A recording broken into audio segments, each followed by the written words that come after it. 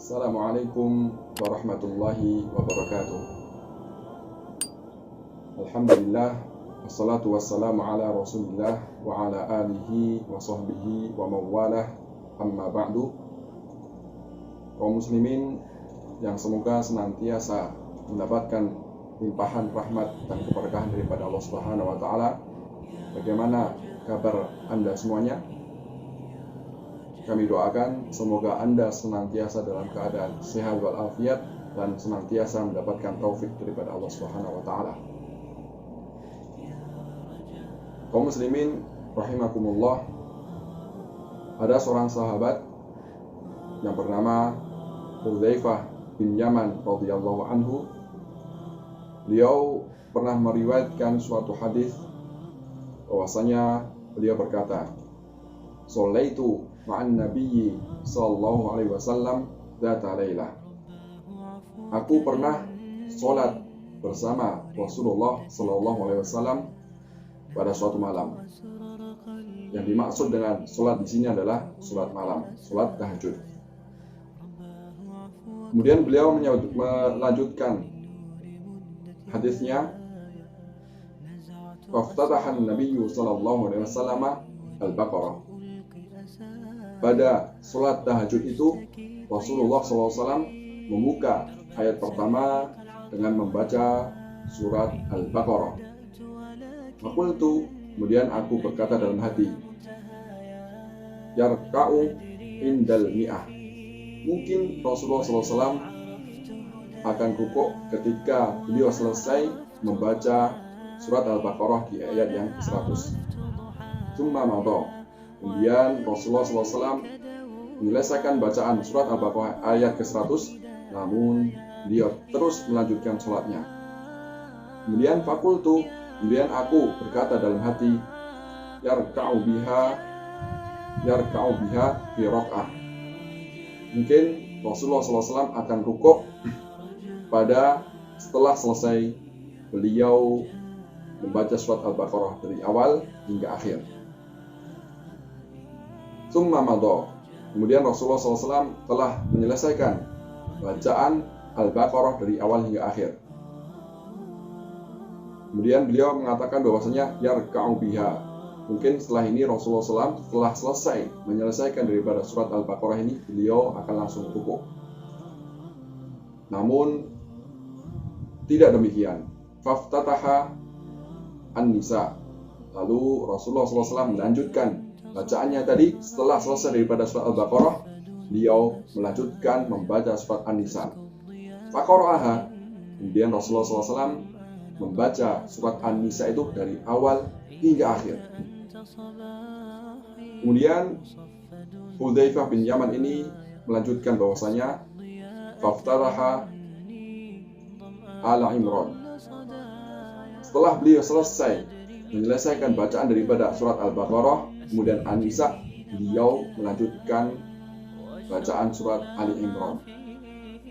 Bayangkan, dalam satu rakaat Nabi SAW membaca 3 surat yang panjang-panjang. Surat Al-Baqarah, kemudian dilanjut dengan An-Nisa, setelah itu dilanjut dengan surat Ali Imran. Yang itu kalau di total lebih daripada 5 juz. Jika seandainya seorang membaca secara normal, 1 juz itu adalah 30 menit, maka ketika dia membaca 5 juz lebih daripada 2,5 jam. Namun dalam hadis ini Rasulullah SAW membacanya dengan apa? Faqara'aha mutarassilan. Bahwasanya Rasulullah SAW membaca 3 surat tersebut dengan penuh tadabbur.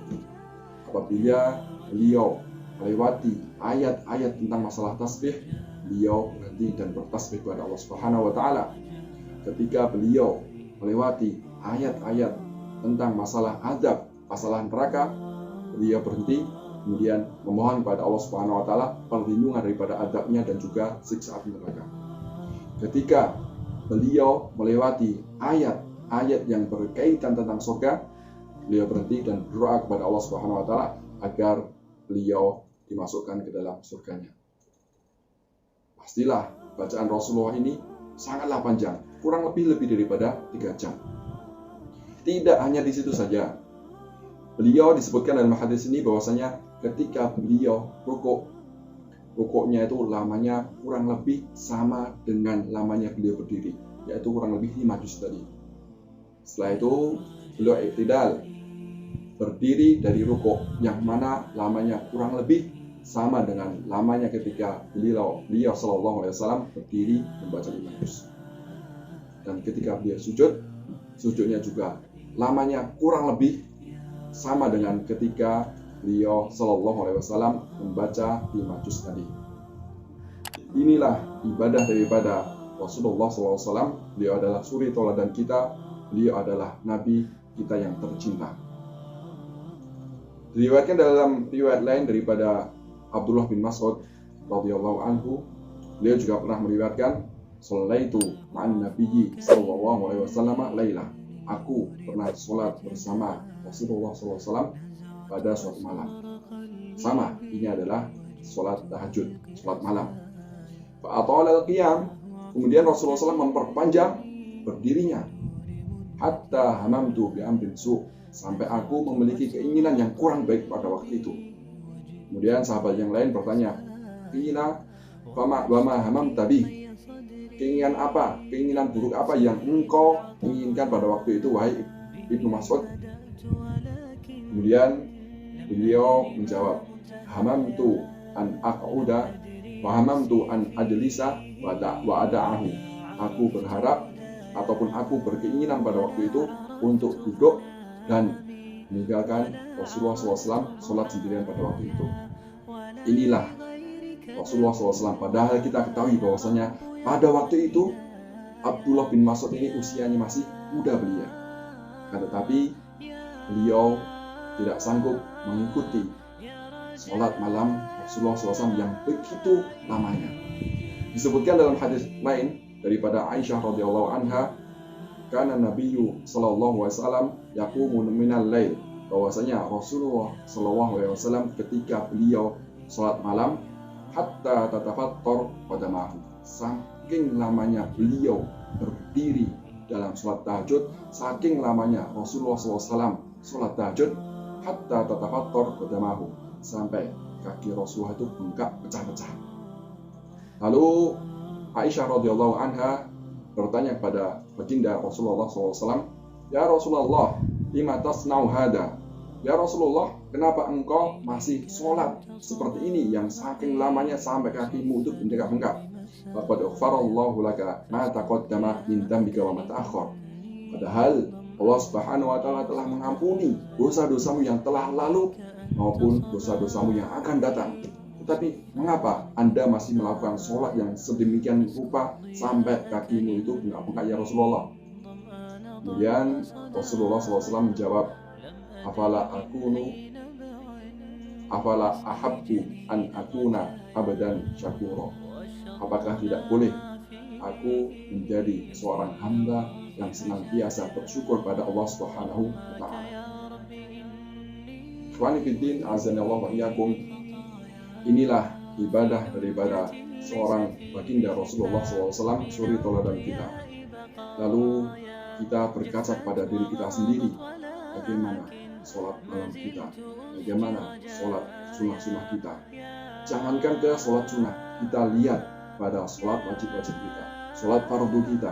Apakah selama ini kita sudah khusyuk dalam sholat tersebut? Apakah selama ini kita senantiasa memprioritaskan dalam sholat lima waktu tersebut? Ataupun kita masih senantiasa menunda-nunda daripada sholat wajib tersebut? Ikhwani fiddin, azanillahu wa iyyakum. Bisa kita tarik kesimpulan dari hadis ini bahwasanya Allah Subhanahu wa taala telah memberikan kita nikmat yang sangat banyak sekali. Memberikan kita berbagai macam kenikmatan yang mana kita tidak mampu menghitungnya. Sebagaimana firman Allah Subhanahu wa taala dalam surat Ibrahim ayat ke-34, "Wa in ta'uddu ni'matallahi la tuhsuha." Jika seandainya kalian mencoba menghitung nikmat Allah Subhanahu wa taala, la tuhsuha, niscaya kamu tidak akan mampu untuk menghitung nikmat Allah tersebut. Begitu banyak nikmat yang Allah berikan kepada kita semuanya. Dan juga dari hadis-hadis yang saya bacakan di atas tadi, bisa diambil kesimpulan bahwasanya ketika cara kita bersyukur kepada Allah Subhanahu wa taala tidak hanya kita mengucapkan syukur alhamdulillah saja. Tapi cara kita bersyukur selanjutnya adalah menggunakan nikmat-nikmat yang telah Allah Subhanahu wa taala berikan kepada kita ini dengan cara menggunakan untuk ketaatan pada Allah Subhanahu wa taala.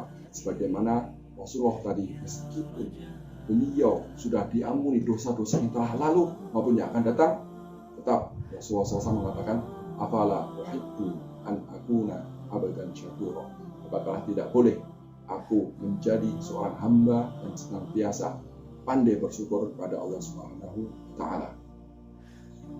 Ikhwani fiddin, azani Allah wa iyyakum. Semoga kita senantiasa menjadi hamba-hamba Allah yang senantiasa bersyukur kepada Allah Subhanahu wa taala. Karena Allah Subhanahu wa taala berfirman dalam surat Ibrahim ayat ke-7. La in syakartum la azidannakum wa la in kafartum inna adzabi lasyadid. Jika seandainya kalian itu bersyukur terhadap nikmat-nikmat Allah Subhanahu wa taala, niscaya Allah Subhanahu wa taala akan senantiasa menambah nikmat-nikmat tersebut. Wa la in kafartum inna adzabi lasyadid. Jika seandainya kalian kufur terhadap nikmat Allah Subhanahu wa taala, tahuilah bahwasanya azab Allah Subhanahu wa taala itu sangatlah pedih. Maka dari situ senantiasalah kita bersyukur pada Allah Subhanahu wa taala, yang mana Rasulullah SAW yang sudah dijamin oleh Allah Subhanahu wa taala masuk surga, sudah Allah ampuni dosa-dosanya, sudah Allah ampuni dosa yang telah lalu maupun yang akan datang, tetap Rasulullah SAW ibadah yang sangat luar biasa.